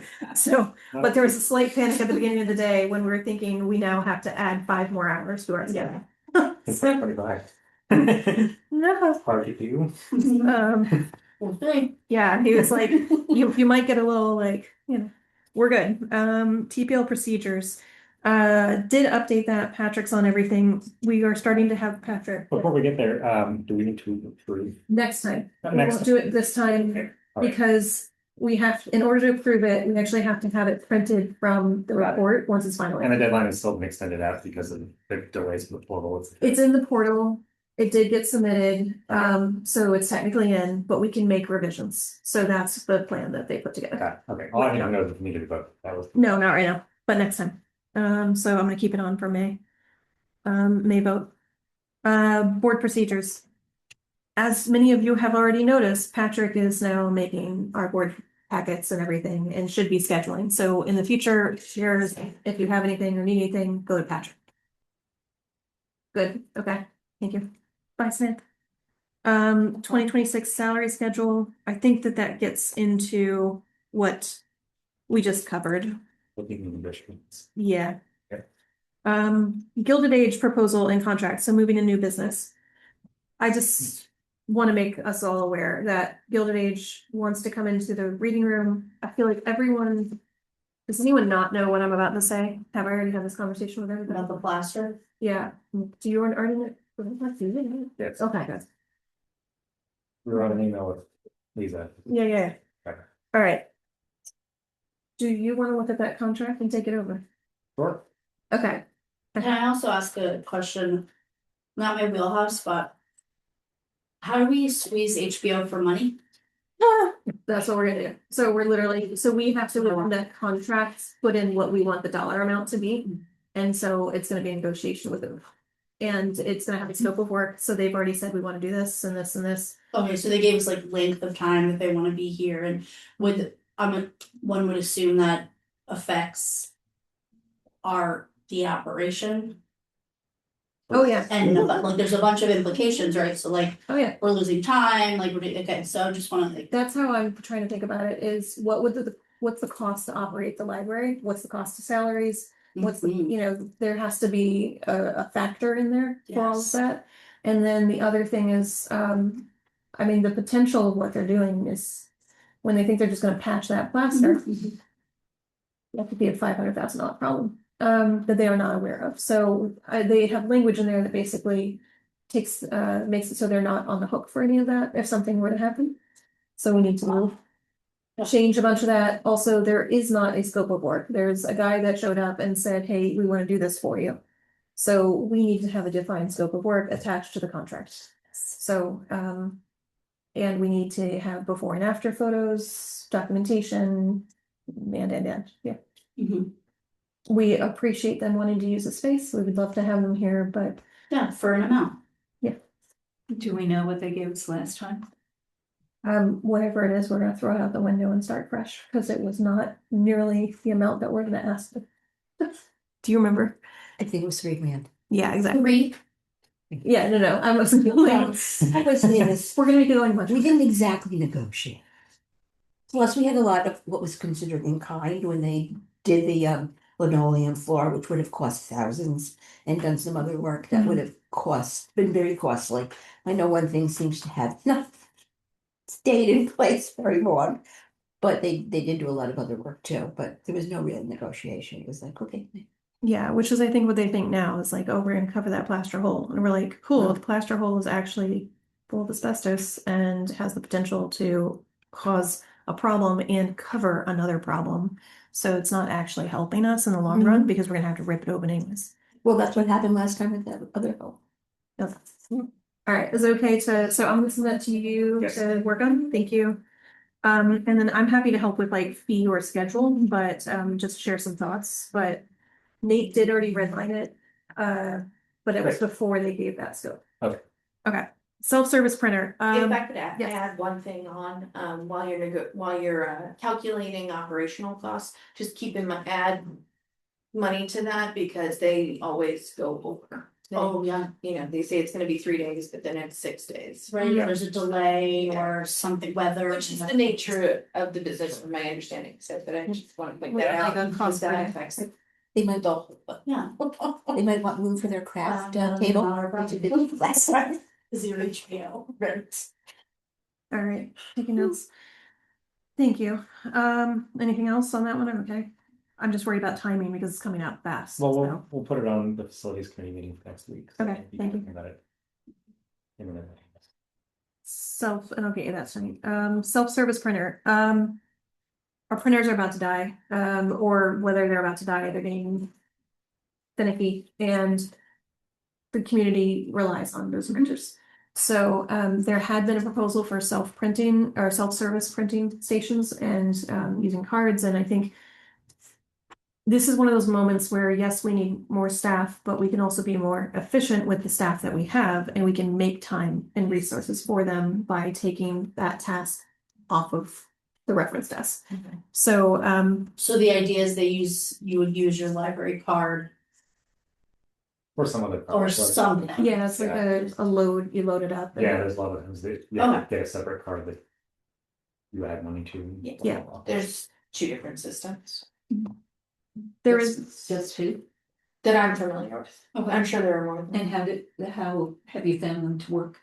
I think that both of them work fine. They both take patron education, but we're perfectly capable of that. I mean, that's certainly better than asking patrons to wait 20 minutes while the printer that's out their print job, which sounds like an exaggeration, but is not, unfortunately. I know everything's moving this direction, so is this what's proposed with these two companies or whatever, are these subscription based printers? Do we own them? Like the ones we have now, I'm assuming are owned, they're our problem. Do we know anything about that, like the costs? yeah, so we have quotes for owning it outright or for leasing it. Okay, And leasing it would cover, toner and maintenance and everything. okay, Yeah. okay. So what I'll do is, Sean had already provided that. I'll get it, the quotes and share them with everybody so we can kind of take a look at it. I think this is not necessarily a decision that, well, I guess, yeah, from a budget perspective, it's gonna hit that line where the board's gonna need to approve it. Yeah. So we just wanna make sure we can afford it. Yeah, exactly. And I think that is that IT hardware line. So Yeah, if we're looking to spend from that line somewhere else, Right. balancing it. and I don't know to what extent service in the current business staggered into that line, so. Right. I also want to account for Sean's time for setup. And is he making these recommendations based on, I mean, as I learned this morning, he is close with the IT folks over at Upper Hudson, and so I'm under the assumption that what we're hearing is because it's like what other libraries are using or what they've moved to, and does that seem obvious? Like that's Yeah, I would believe, be, okay, can I say the name of the company? Yeah, go for it. I believe it's Princh is what we got a quote for. okay, And that is the same software that I used when I worked over at East Greenbush. perfect, okay, thank you. And no other libraries use it. Yeah, I was just looking at Gilderland uses it also. Perfect, thank you. So, and the nice thing is that it also does the remote printing as well, so we will be able to submit print jobs through the website. Awesome. Alright, so something have to have like a cost of that proposal. Yeah, exactly. All right, by the way, speaking of our website, I think I already said this, Patrick is attending a web accessibility training from UHLS this week to see what standards we need to meet. We are not in compliance. But we can, according to Chris, maybe put a disclaimer or something else on our website that just says, we're not in compliance, but we're working on it. Obviously with much better language than that. Okay. There was a training done by Stephanie Cole Adams, Mhm. on WAG, and I don't know if anyone's interested, I know I got the material. So that's Just- that's exactly the training he's taking. So But he's doing it at Upper Hudson there, are they playing over? I don't know the answers to Okay. this, Well, just but curious. I do trust the process and I suspect that it might come from her. So I didn't hear the question. Well, if anybody wanted the materials, and I think I have it for me. Mhm. I should have gotten it, but. We can get into, so it was just a matter of sharing. I'll say that in the last 2 weeks, I have seen at least 6 emails about this topic come through from all different resources. So I think they changed the rules and they're just getting really strict. Personnel updates, okay. And forward it. I don't mean to be dismissive. I think the name head of circ custodian, we are hiring for the custodian social, I think went up today. Should have. Here's my request to the board. It's odd to take the custodian position and post it through the normal job boards to librarians. So can we, as board members, to the extent that you feel comfortable, reshare it with your local networks on Troy, because it's a custodial position. It's not something, again, it doesn't need to be a librarian listserv. So we want to post it to the job boards. Patrick's gonna be doing that. He's already posted it to social, but if we can amplify that message and just get it out to some places. Patrick's also gonna reach out to the neighborhood groups and some other places, but anyone you know in Troy, Lansingburg, the capital region would be great. Yeah, So this is just custodial, this is not covering anything regarding facilities, correct? no, it is including a little bit of maintenance, a little bit. It's in the line, it's small. Or 20 hours? Yeah, I think so. But I don't like the job title. That's where like my issue is. But that's the title that we had with civil service. So we need to update it later, longer term. And the only custodian now is the contract? Derek, and he only does cleaning. Very specific, kind of, he's great. It's just very specific. Yeah. And we need things where like right now, I'll say there was an incident this week. There was what's the right word? Biological material. And you know, that needed to be cleaned, but what the staff does, because Derek doesn't come until the evening, is they just shut a bathroom down. And they go, hey Derek, can you Yeah. get this I tonight? mean, that's sort of the larger concern, obviously, is like 2 part-time folks, regardless of their designation, Mhm. whether they're contractor. Like it seems like it's in our interest to go for full-time and eventually separating out facilities in its own position or title, like. I It's think too big. full-time, yes. I don't know if that facilities person would also do the custodial. We got 2 big buildings. I hear you. That's what I'm saying, I don't think they should. Oh, okay, they're Yeah, not the no. same. So it's Okay, only going cool. to be a part-time position? Currently, it's basically just doing what we've already done by replacing. Replacing the contractor with this. No, the contractor would stay part-time, this is replacing the person who's left, Oh, Who was also part-time. who was also part-time. We have a part-time contractor and this is a part-time hire. But what are you suggesting? You know, as we start to look at the budget and looking at like what are our most dire needs in terms of staffing, I mean. I think there's a clear and obvious argument to be made about like. How clean our library is or how clean it is not, and it is not the cleanest place either location, You walk in the front door, all the bookcases Yeah, right there it's- covered in dust. it's rough, so. You know, that's basic care for a space, the cleanliness of it, so. I'm just flagging it as something we need to pay some attention to. Not that we don't need to like replace here, we clearly do, like, we have to do that, but. Okay. Right sizing can look like making something full-time or adding to, and so just to, consider No. that. And potentially getting rid of contractors. In that way, especially if you could make. Yeah, no, I hear you though. I know, we have good relationships, but I hear you. And Yeah. that's- yeah. And we need to be very careful because this position is an in-unit position. When they're hired. They are, and that's And so what, we have to be very specific about what it is that they do and what it is that they don't do and right, and I'd be all very, that. because we want to have them do the boiler. Right. Is that within that job description? The job description is this big and Tim did read it, there's a little bit more information on there, but it's not comprehensive and it doesn't have that much facility stuff.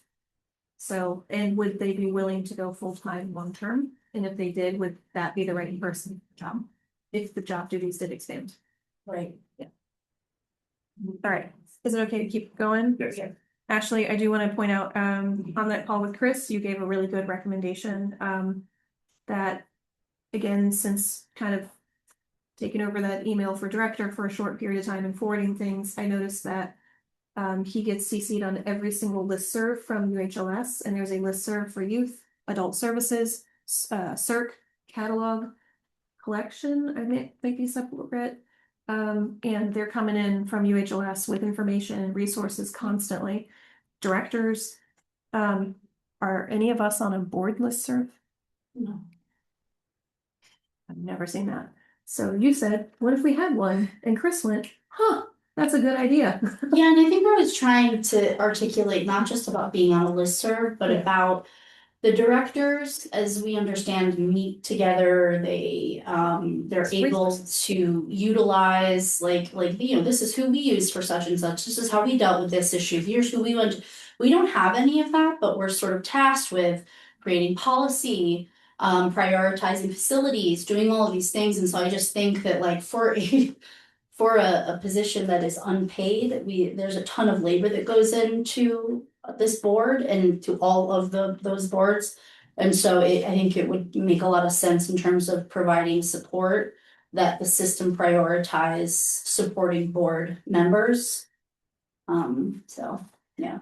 There's no listserv, working with that terminology, but the Library Trustees Association does send out missives. Unfortunately, you have to go through NYLA to do that, so. Yes. Things And are, I guess my biggest bone to pick with being on a board like this within the context of library, like the library, is I didn't realize how hierarchical it is. Mhm. And sort of naturally bottlenecky that it is.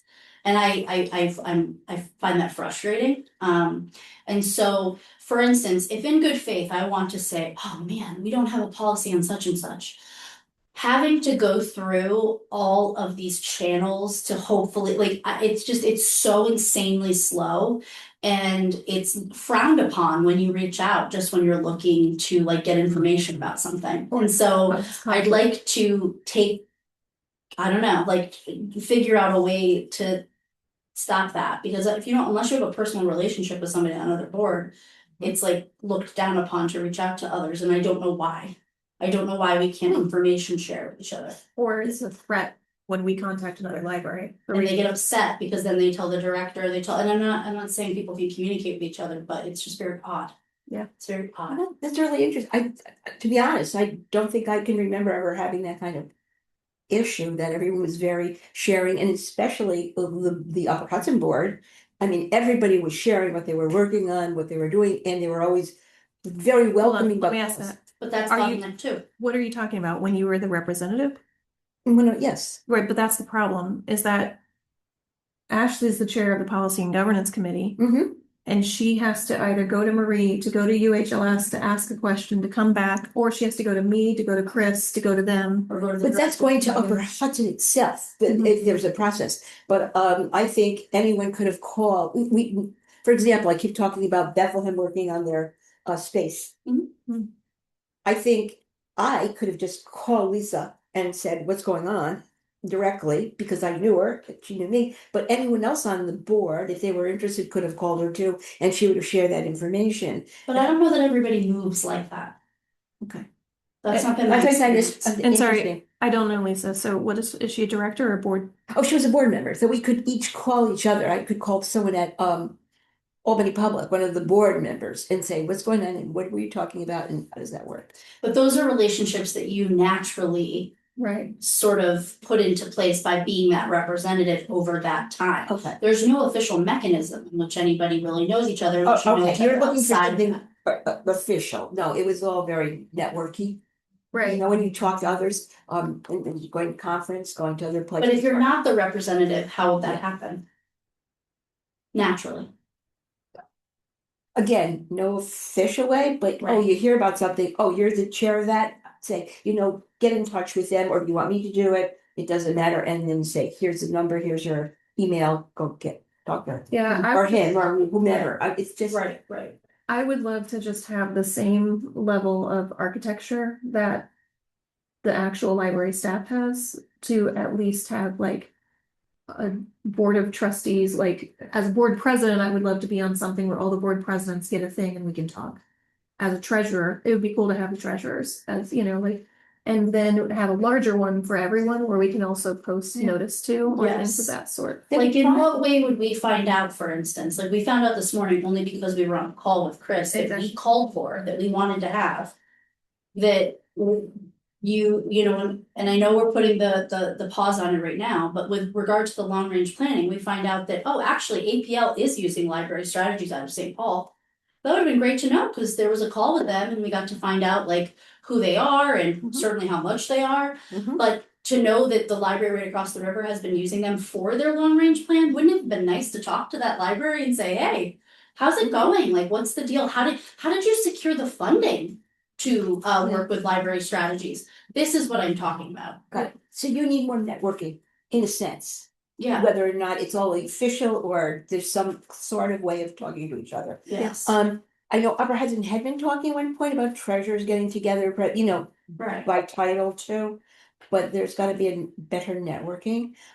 Certainly that came up at one of the sessions at the last night, because it was just for trustees and directors could come too, but talking about how their library works.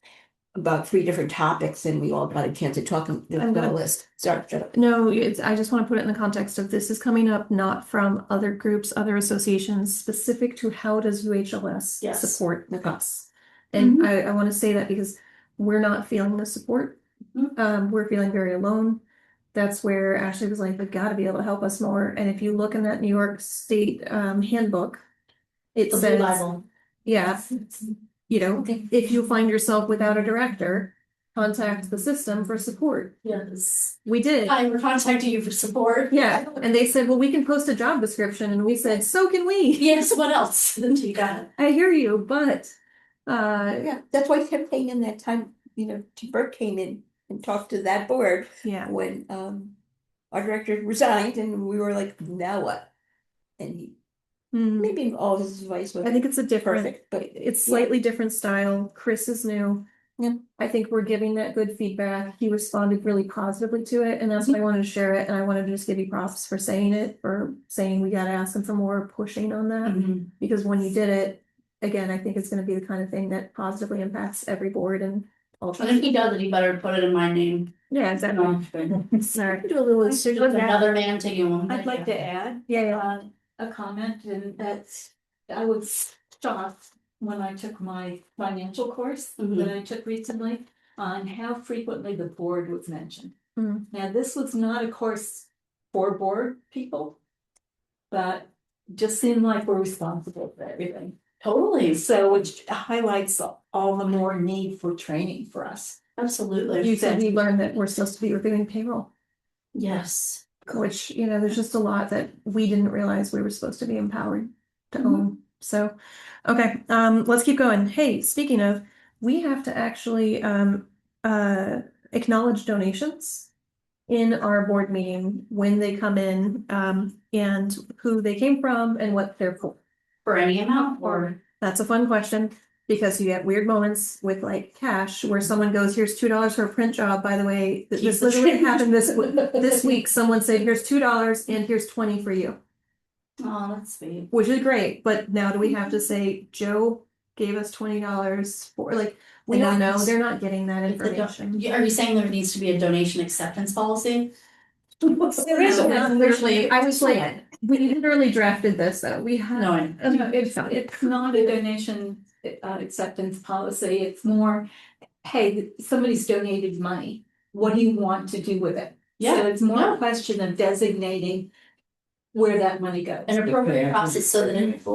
There for a year. There's they do, what's it called? You guys have a, So we have designation on the cash register for unrestricted donations. So anytime somebody gives us, says, keep the change. Yeah. It is considered an unrestricted donation, so it is something that we can calculate, but because they did not specify what it was for. Mhm. We do not. Right, and you Keep don't track of have, that. they don't have to, but we do. Right. We have, the board has to specify where it should go. Right, so on a regular basis, we need to take that, put it somewhere, figure out if that accrues over time and then allocate it. So for instance, when the Friends make a donation, Mhm. we should Always think. accept that and indicate where it goes. Yeah. How it gets used. And I will say that this is a policy. We did draft it for the donation acceptance. I realize this is also fiscal control, and then separate from that, it's also procedure. And the procedure here is going to be the acceptance where somehow along the way we stopped sending thank yous to people. So I will note that someone gave a $5,000 check. We never thanked them, and that was in December. We need to be doing that, and there has to be something. Apparently, Joy used to have a letter if you gave over a certain amount. Is that you got a letter and then under that it was a postcard? Mhm. So we just need to put that in place. Lindsay already said, yep, good for it. So we'll put all this and make it happen. And so. And are we obligated, is this not, wait, is So, tax yeah, deductible? Yeah. Yeah. They should Oh, so then you're Donations. obligated to give them. write a record, so. Yes, Fair enough. and so are they given anything when they make a donation, like $20 at the cash register? Like a receipt, Yeah. only if they ask for it. We're goodwill. Do we have clarification about the tax deductibility? Because that was always a question, because we are not a 501c3 per se, we are a. So we can, there was a gray area, Well, Paul that's would why I wanted. tell us what it was, and I don't remember the Well, number. that's why I was looking a little funky there for a second, because I'm like, wait a second, why are we accepting money like We that? can. Like, It feels There like is a job back door that we Anthony can is- use it. I just don't remember what it is. I don't know. I don't think that donations would be tax deductible if we're not 501c3. I don't know that. for sure. And Paul was very insistent that there was, and he explained it, and that's why we never Who asked. did? We can also Oh. request becoming a 501c3, even though we are a tax. Special district library. It takes some work, but there's a way of doing that too. But Paul was always very clear that there was a way we could continue to get direct donations. And he talked about it, but Yeah, he take and a we lot of do. notes. This is a good, clear example of like where I'm like, we don't know the full answer to something, and I'm like, this feels like a system question, or if this is a system, like. I get that they're the intermediary, so that what I asked Chris was like, if you know that there is a library that has a solid policy and or procedure on something, when we ask for it, that's what we need, that we need to be like clued into what someone is doing and if they're doing it the right way. Who wants to ask the system? I can do that. I love good, no, please. Got it? Okay. Who would you ask of the system? Do you know? No. Okay. Let's I think I've seen references to it. Just. Don't remember where. okay. I'll intro you to Chris. Okay. Is that okay?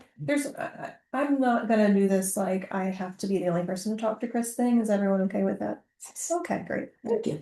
Actually, thank you. Yes, I can't. It's not gonna happen now right now. But do you think maybe it's better for me to do with being on the board You can you CC? I don't know. or the finance committee? You, What do you it's mean? up to you, but I'd rather you edit the fiscal policy personally. Oh. That's what, like, if I had to do an order of prioritization, that's more essential right now. And Louis just volunteered for something and he's new, so I want him to own it and have him meet Chris. Is that okay? It's just like learning to ride a bike. Let's get you to contact Chris. Send Louis Chris info. Chris, I guess. Okay. Email. Yeah, and Maria, I know you're the contact, but let's train Louis up. That way he can be more useful later. Not that you're not useful, but we can't wait to put you on at least 3 boards as chair. Okay. Is it okay to move on? Okay. So I'm gonna keep donations there, and as we get them, we will start to. There's just gonna be a thing that's always on this. And you did ask how much we've gotten donations that appeared on our income statement. Yeah. And so I saw that there was $600 under additional grant income, that was from Stewart's. Yep. And then there were other donations, looks like 98.41. Wait, was the $600 because someone wrote for something? Stewart's YPS. It was a grant. So you wrote for it, which Yeah. is, yes. A grant, not a donation. Yes, Uh, technically. I'll go for it. I'm not sure exactly how they classify it. I think Stewart's considers it a donation. Okay. Like for their ledger, it's a donation. Oh. We do the same ones in the school district and they're like distinct. I think They're Carol grants said it was a versus grant, Donations. but let's double check on the language. They might not want anything like reporting wise. But that's a that's a great question. Yeah. Cause I think it's important financially for us to separate the difference. Yes. Even if they're the small, sort of low. And I do know from looking at their policy that they do give donations. Yeah. Quick thing, Louis, can you, when you contact Chris about that, ask about the language that we should be using on the agenda when we accept those donations? Mhm. Okay, I need to know what to say. Thank you. Okay, to move on. Okay, do we have community feedback? And I have some internal feedback on community feedback, but do we have community feedback? Small one. Yes. A patron mentioned that they were very, very sad that the paperbacks were gone. Okay. All paperbacks? Do you want to know what happened to the paperbacks? Yes. What happened to paperbacks? They were deemed a low circulation collection and our the publishing world in general is moving away from paperbacks. So it was deemed that collection was no longer necessary and could not be updated. Was the biggest issue, so it was removed at the request of the previous draft Okay. at both locations. All paperbacks were removed? All paperbacks, there's a small collection of paperbacks that cannot be replaced with hardcover books. Okay, well, yeah, what happened to those? Those are waiting to go out on a spinner as soon as we get someone to move a spinner from the basement. Okay. Okay. But it's less than $100, so it's a very small. Okay. In total. In total, Oh. that's what we have in the organization now for our paperback collection is less than $100. Because they cannot be replaced with hardcover books. Okay. How expensive was that swap? Or not? Which swap? Going from paperback, was it just moving forward? Do we only have 100 left in the collection period? That everything else was deaccessioned. Okay. Did all the books that got removed get swapped out to hardback? No. That was my other question, is were they replaced? No. So how much of a gap do we have? A gap in the circulating collection? Yeah, how many books did that affect? I know you're gonna know that off the top of your head. Yeah, I'm afraid I don't know. And you're adding new titles all the time. Yes. Yeah, and it was Not right not, it was not a huge amount, Okay. maybe Right. a couple hundred. Okay, that was my question. Yeah, certainly less than 500. Thank It you. was not much. Okay. Any other community feedback? Okay, so here's the community feedback on the community feedback, or internal feedback. I did ask Patrick to make a log for community feedback because now we have a PIO, and one of the big questions we're gonna have is what's the community saying? And there's no way to store that right now. So he did make a sheet for that. The question is, who has access? How does it get used? And I appreciate the singing outside. I would love if the sheet was shared with the board as well, because we have a lot of community feedback that we receive. We have that come to our email. It comes to us as individuals. We share it here. Patrick's not here when we have this meeting. And I frankly don't want to have a task on me where I have to take whatever you guys say, write it up, send it over to him. If there's just a sheet where when we receive feedback, we drop it and he drops it, that would be ideal. Now, the question is, does that extend to other department heads and or the entire staff? Because if you've got someone at CERT desk or reference desk, do they want to have access to a sheet to log something that the community is saying? Which now gets into what kind of things? Do they log every time there's a complaint on everything operational? Do they log when someone has a concern with a specific staff member and they're name them, right? No. So some of those things are like specific scenarios when you get into them, get a little problematic. So I didn't mean for that to get bigger than it did, but it did get bigger when you start to think about it. I think we just need to keep it really simple and high level and potentially feedback that is heard maybe out of the building. Something that's for the board and Patrick specifically, because he's manning all of the social accounts. Right, he's going to more of the events, he's talking and doing the outreach. So that's my only thought. I don't want to say for sure what should happen. I want him to own it and talk to you guys as department heads. But I just think it gets problematic the moment you crack it open to literally everybody, everywhere.